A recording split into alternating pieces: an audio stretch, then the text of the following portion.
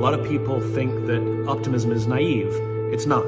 Optimism is not the denial of reality. And positivity is about saying things are good even when they're not. Optimism is the belief that the future is positive. We are going through a hard time now. Times are tough, they're rough, they're dark, but we will get through this together.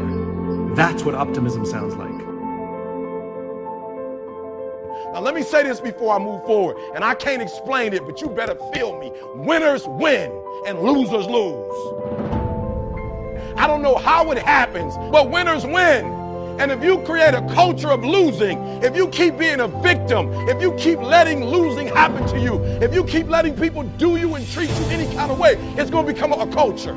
You're not brave enough. You want to put it on somebody else. The reason why I'm not successful is because of my boss. Have you ever looked at yourself in the mirror and said, I'm not getting up on time.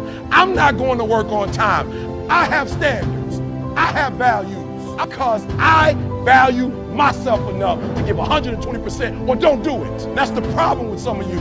You always want to blame other people. You want to hold other people to the fire, but you're not holding yourself to the fire. You just said you're giving 50%. You owe you an explanation. You owe you an explanation. You need to look at yourself in the mirror and say, why are you only giving 50%? What's wrong with you?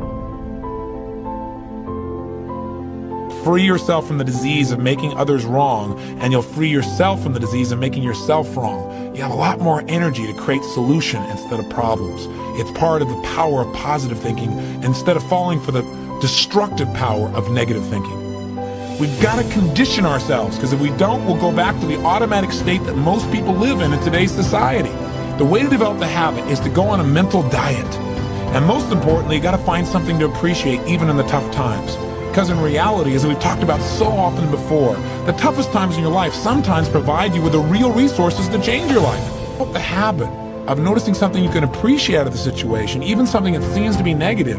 What I mean by that is, find out what's working, but also appreciate what isn't working. Appreciate it enough that maybe it creates enough pain for you to want to make a change. Hey, being purely positive all the time is not the ultimate solution. Being purely positive 98% of the time to me is the solution. I don't mean being negative, I mean being intelligent. I mean being critical in your thinking. Seeing what you don't have is sometimes useful too. This way you fail is if you quit. But if you learn something and you expand from it and you make some new decisions that enhance your life and the people you care about, then there is no failure.